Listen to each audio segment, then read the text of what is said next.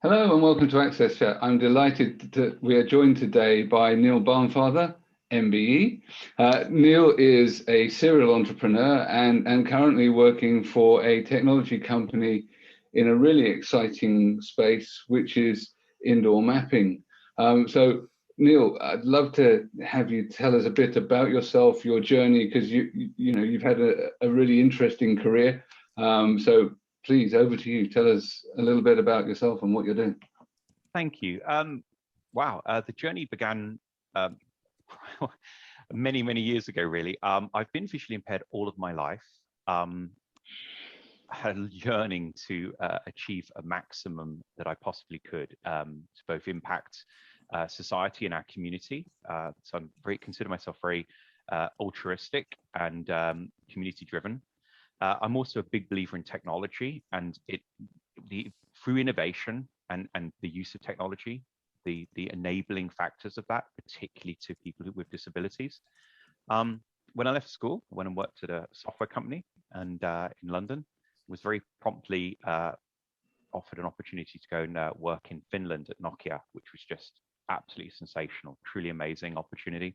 I progressed very well at Nokia, but when my sight began failing to such a point where I felt I couldn't be productive enough in that space, I left Post and came back to the UK seeking something, something more manageable for me, but more importantly, to be closer to the people I knew and an environment that I recognized from a previous visual experience, as it were.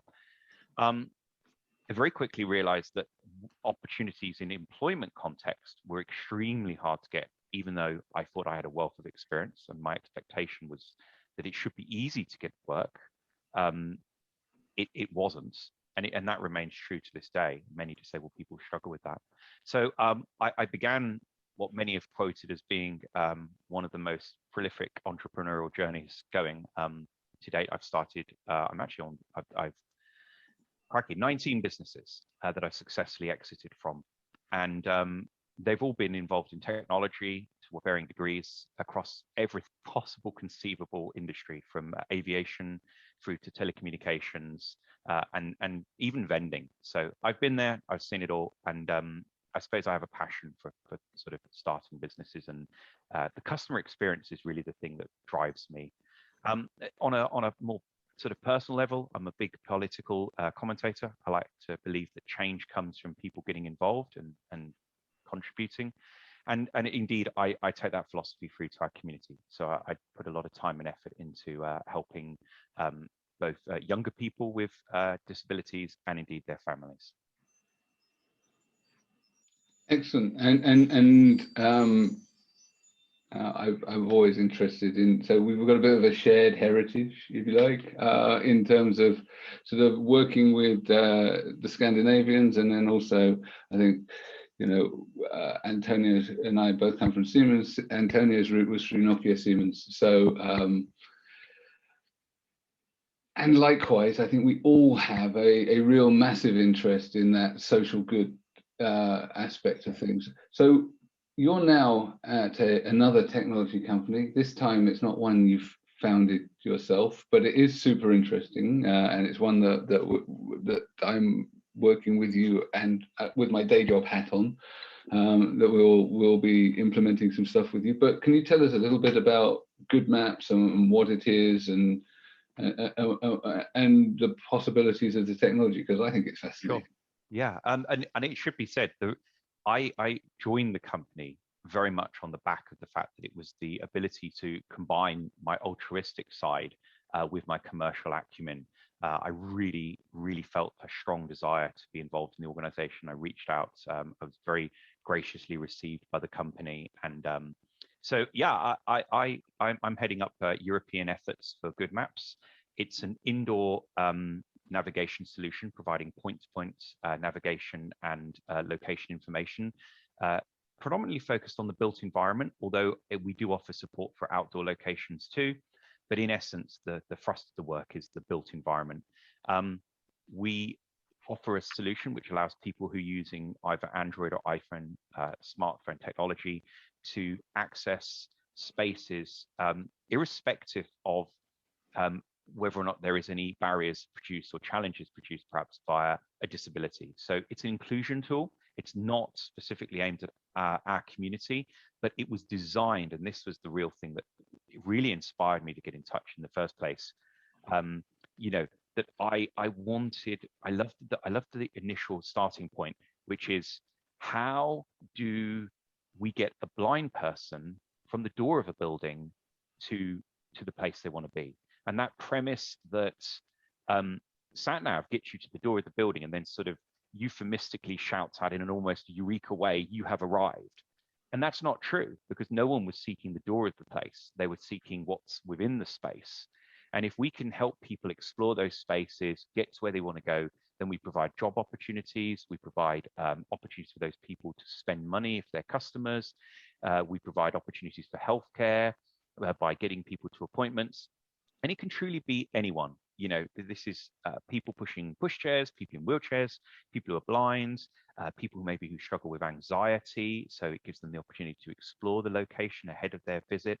Employers looking to diversify their workforces. It provides the opportunity not just to tick a box and say, hey, we welcome people, but truly to be able to say, here is a digital map of our location. Here is an ability to help employees move around in those spaces. So it's a truly amazing technology. There's a great bunch of people behind the scenes working to make it better.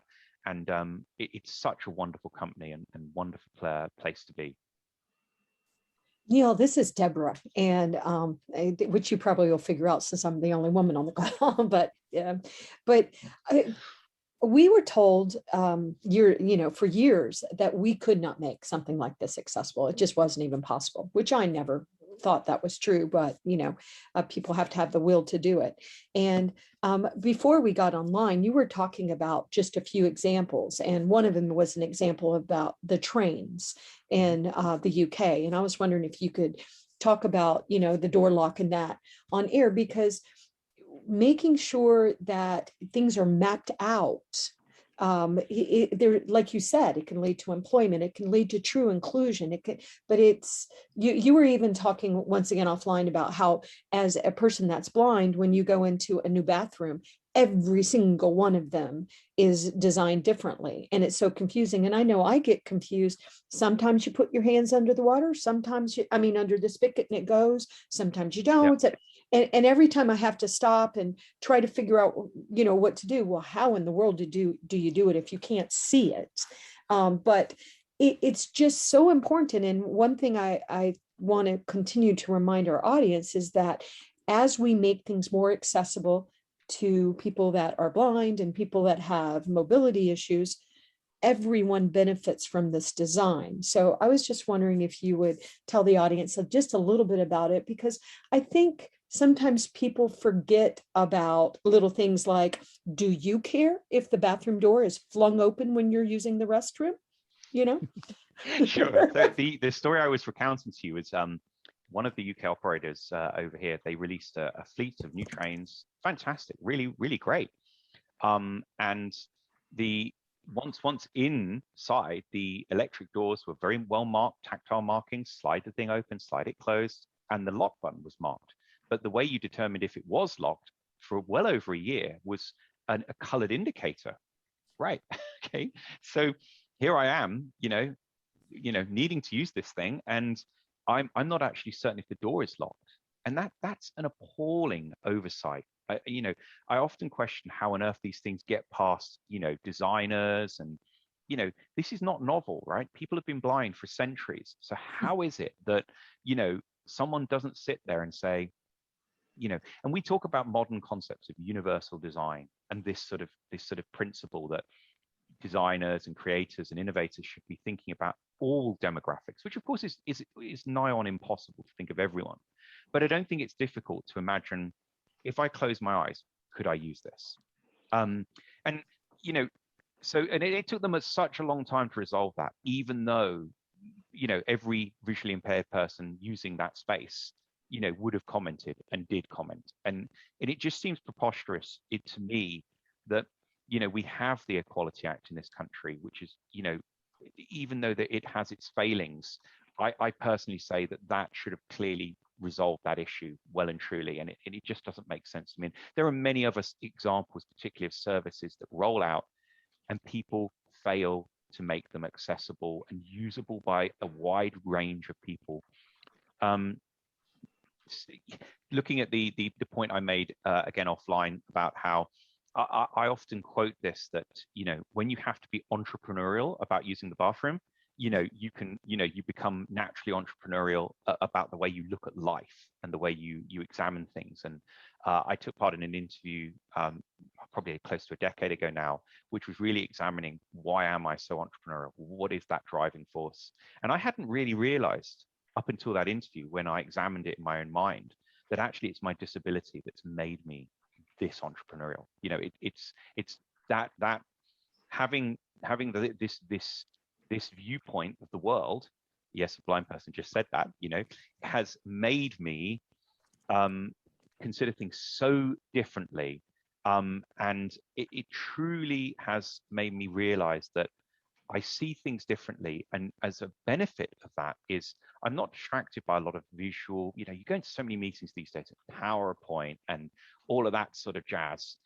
And I'm absolutely fixated on detail, and, you know, I'm in curiosity, of endless curiosity. Why are we doing it like this? How can we make it better? And I find that that's a unique thing, but it's not unique in the disability community. So many disabled people ask how and why, far more so than our able-bodied counterparts.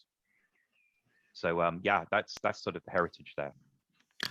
So you were telling us a series of stories that make things very clear why they need to be accessible. So do you feel that, you know, when we talk about accessibility, disability, about good practices, best practices, sometimes we have a lot of guidelines, you know, practices. Do you feel that we should focus more on the storytelling part that is able to highlight things that are more real than sometimes hiding everything behind, you know, like we're saying, a PowerPoint with guidelines or something like that? I truly think that that's absolutely true. That my position is very much that the day you put a 30-page guidebook in front of someone, you know, a playbook or whatever you want to call the thing, the day you say, sit here, read this, the person's forgotten the final bit by the end of it, you know. But if you bring in, and this comes back to employment opportunities, if you have people who, you know, a much more diverse workforce, you can actually, you know, even if it's incidental, by the way, even if it's just watching the way I function in a kitchen, maybe making my coffee, right? You're going to see things about how I interact with that space that you might make you think, if we did that differently, that would have been better for it. And you can learn things by just having a diverse workforce, by having people with disabilities in your space that get applied in the real world far more so than making everyone every 6 months read the latest guidelines and the latest playbook and the latest PowerPoint presentation, which actually are dry, they're flavorless, they're lacking in context. And context comes from experience. And I really do believe that. And the other point that just to tag in there is that, to me, accessibility, usability, and inclusion, they're functions of both customer and employee experience. We have to have a situation where, you know, people stop looking at accessibility, inclusion, and usability as requirements, as, oh, we must do this. And we need to be looking at this is part of our customer or our employee experience. Great. And we, at our own employer yesterday, we launched a new whole approach to employee experience. And our CEO was talking about how accessibility and the challenges of delivering that are key to creating better employee experiences. So I think that what's really encouraging for me is that there is real movement and momentum amongst senior leaders that have recognized that this is not a separate thing. This is something that's embedded in an overall good experience. Of course, like you, I'm working in the field for a long time, a pragmatist and a realist. We know that we're not going to change those things overnight. Now, as much as we would like to, have some privacy whilst we're on the loo in the train, retrofitting those trains takes months. They should have done it up front, but once it's out the gate, that process of going back and fixing it is really hard. So how do we put a positive spin on that? Well, actually what we do is we say, well, let's do it up front. Let's save you the cost of retrofitting. Let's do the inclusive design piece. Yes, and I think that's really important to understand that the cost of doing it up front is negligible, literally a pittance in relation to the cost, whereas the cost of doing it later is not only potentially the retrofit, but there can also be, at the further end of retrofit, and then across that spectrum at the other end, there's all the bad press that goes with it, there's the negativity, the bad customer experience, and frankly, litigation. People sue over these things, and quite rightly so. And what kind of organization are we? What kind of institute are we? What kind of organization? What kind of company? Are we the kind of people that want that negative experience, want that the stuff that happens at that end of the spectrum, or are we the kind of company that want to be always seeming to be prioritizing the needs of everyone? And I don't find it complex to do it. I think it's really straightforward. It just has to come from the top. People saying from day one, at the leadership level, this matters. Yeah. Absolutely. So we just absolutely need the stuff from the top. And I know Debra wants to comment in a second. That leadership messaging to the people within their organization has a huge impact, because without that clear signal, people always have conflicting priorities, and there's always a reason to ignore doing the thing that includes. So absolutely we need that top-down messaging. Debra, you wanted to comment? Yes, and I agree with that. I agree with both of the Neils, because I know that I one time was training a very large ICT company in the United States, and we were training them to make sure that all of their sites and their apps were fully accessible. And during the training classes, it was interesting. The students knew so much about accessibility. They already knew it. So I asked them, well, if you already know how to do this, why aren't you doing it? And they said, oh, no. They tell us what to do, what to prioritize. I'm not going to volunteer and say, hey, shouldn't this be accessible? So it must come from this top, and it's got to, be done very deliberately. But I don't understand why that anyone would design, a bathroom where we can't tell whether or not the door locks, because in the first place, it is going to impact people with visual impairments, but it impacts so many other people. There are 19 million American men that are colorblind. So maybe they can tell it's just so short-sighted. And, we can be, I don't understand why we would build anything that doesn't work for all human beings. And I think maybe we can look at society and say, wow, aren't we glad that we make Neil be so creative and innovative to even figure out how to go to the bathroom and lock the door. But it's just, I think it's ridiculous we're not designing for humans. I know that Christine Hemphill of Open Inclusion is working on some really cool design ideas to really encourage designers to think more about designing for all humans. But it is not just designing for people that are blind. It is designing so that it works for everybody. And I just am tired of the lack of leadership with this. And I'm glad in the United States that we're suing everybody. And it's unfortunate, but I wish that, because why do we have to sue you to make you comply? Why do we sue you to make you include us? But I guess that's what we have to do. But Antonio, I know you had a comment. No, and to your point and to Neil's point about being designing things accessible from the beginning, I can tell a story that happens in Ireland, especially affects housing, where people who are entitled to people with disabilities who are entitled to housing accommodations they have been trying to engage with government authorities to have a say at the beginning of the construction, not after. And they're almost screaming and crying, you can save so much, but just by listening to us before, then letting the builder to build the house and then retrofitting everything. So it's quite, and we're talking about a house. Neil was talking about the train. This is not just a small thing. Millions of euros or pounds are involved on these projects. This is a really big deal. So it's important that we all became more professional in the way how we address this topic. I think the interesting thing is, if you think about it, from the employment perspective, if I can't get on a train and go to the bathroom, then how do I get to my job? Possibly, if it's circular, whether you need the train to get there or whatever. But, so if transport's not accessible and usable, how do we get there? If I can't live in a property near to the office or within commuting distance because the property is not suitable, I can't go to work.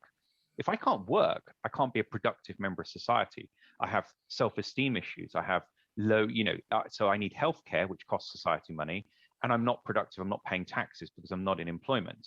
So we need to start looking at that. There's a big cultural shift that needs to shift from whether it's the pity bucket of and whether it's the burden bucket of people who are on welfare and need state support and things like that, to this is a missed opportunity. Disabled people not having the appropriate accommodation, not having the correct access to transport, not having access to services that we can buy and products that we can buy is insane. So we need to do more as a global community of businesses, of organizations, and of companies. I agree. But so when it comes to the maps, I know that I've seen some very interesting works coming from like IBM, trying to map out things, on stations and stuff. But I think of gigantic conference, and I don't know if we're going back to gigantic conferences, but probably, but just navigating that space, even as somebody that is sighted, is overwhelming. So I was just wondering, how did you figure out how to start mapping it? I was just curious about it. So you mean the digital, how does it physically happen? Yeah. So the process is really straightforward. We just literally have an individual walking around the space. They wear something that looks very much like a backpack that's out of the Ghostbuster movies. We go around, we do a LiDAR scan. Once the LiDAR scan's done, we convert it into a digital map, three-dimensional representation. And from that, there's some wizardry that happens behind the scenes. That's then accessible to anyone who has the app. The app is free of charge to the end user. The venues pay for the service. So that's whether that's a shopping mall, a transport provider, or indeed your employer in an office. It doesn't really matter. The idea is very much that the venues provide the service like they would Wi-Fi for guests and for employees, and the end user using the app has no increased cost. It's free to those individuals. So on that, we know that some modern buildings are already built using 3D models. So a lot of data already exists. Are you taking advantage of that, or you just prefer to use the method that you just described? Unfortunately, it has to be obtained at this point in time because of the unique nature of we combine two pieces of information, both the LiDAR and geo-referenced images. But there would be a hope in time, and we are actively investigating technologies constantly to provide alternative options. So today, no, this is the way it has to be done.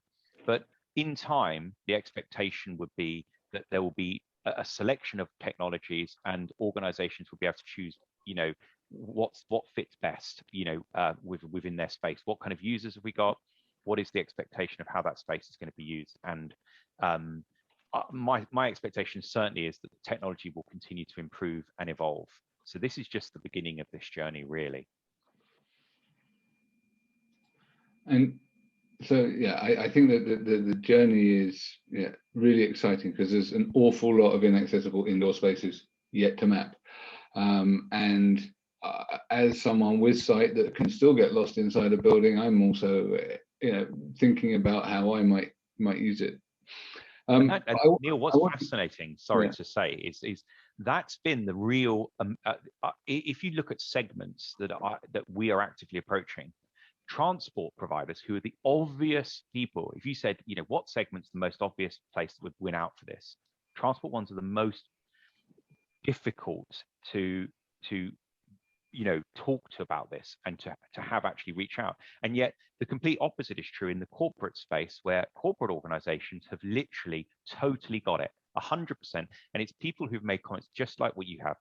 It's not, the fact that it helps their disabled employees and visitors is seen as the icing on the cake. They recognize exactly what you've just said, that getting around spaces, even when your eyes function and all your limbs function and everything's rock and rolling in your accessibility space, is actually really difficult, subject to if you've been there a million times before, if it's your normal place of work, if it's a desk that you normally sit at.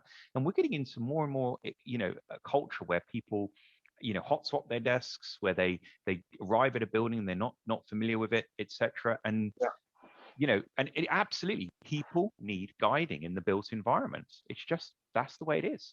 Yeah, I work with lots of clients, and I work with a large broadcaster that all of their buildings look the same internally. Yes. And they have this kind of alphanumerical system for where you are in the building, which doesn't really help you orientate at all, and it's very easy to get lost because all of the things look the same. So it removes some of that anxiety, because actually, being late for a meeting can make you really anxious. Not knowing where you need to be, and that kind of thing is also like really challenging for the neurodivergent population. But you made a point earlier, which I kind of want to go back on, because it's something that's also one of my hobby horses, which was around, you were talking about the economics. Right, and you were saying that there is this sort of imperative. At the moment we've been doing the pity bucket and the funding bucket, but actually, I've been going on for a while now about how we ought to be treating exclusion like pollution, because essentially this is a problem. It's an externality. Inaccessibility is an externality. It's essentially a failure of the design and build process, and someone else is footing the bill. And so when we start applying these environmental sustainability frameworks to stuff, then you can actually see how it can work in organizations and how it can work at a macro level. Now, I'm not saying that this is going to solve all of the issues of each individual product design, but what you then have is this framework and approach that large organizations understand already, and is embedded in the UN Sustainable Development Goals. Companies report on the sustainability, they report on ESG, and essentially accessibility is the S and the G, the social and the governance part. And that there are also positive externalities, because when you do the inclusive design approach, you get the curb cut, right? And that positive upside is also an externality. So you can take well-established socioeconomic theories and start applying them to inclusion.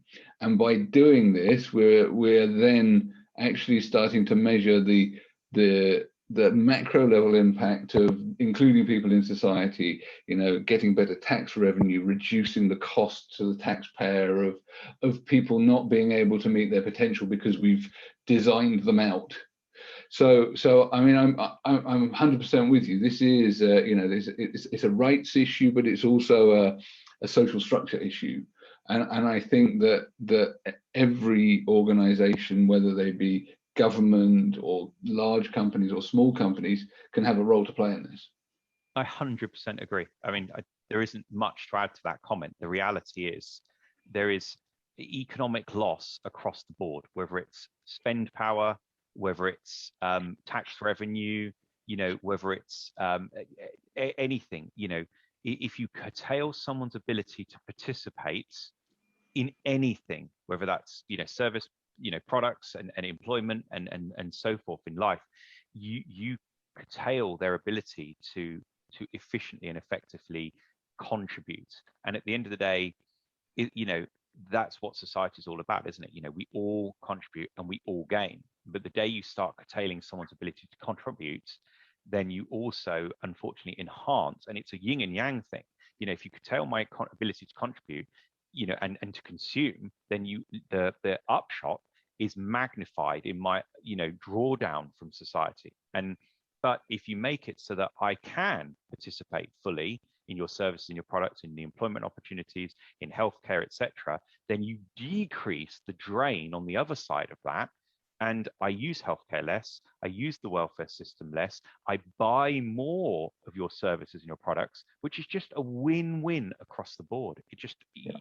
I don't understand how people struggle with this. Yeah, no, well, I think it's because they take a very siloed, compartmentalized view of things, and they're only looking at the cost of an individual thing. It's only when you can get to that holistic macro level view. Yes. Even within the sort of the benefit system itself, you have one lot of benefits where they're trying to reduce the cost, and others where they're trying to get people into employment, and they're not joined up. So they don't do a kind of total impact assessment across the piece.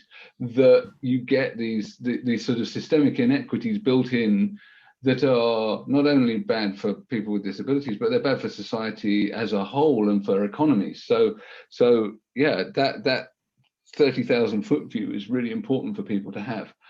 We've reached the end of our half hour already. It seems rather to have gone too quickly. I need to thank the people that keep us going, the Microlink, the Barclays Access, the MyClearText for keeping us captioned. And I say thank you, Neil. It's been a real pleasure talking with you as always. We look forward to you joining us on Twitter on Tuesday night. Thank you very much. I really appreciate the time, and I'm really looking forward to speaking with anyone who wishes to interact on Tuesday. Thank you, Neil. Thank you, Deborah. Thank you, Antonio. Thank you, Neil. Thank you.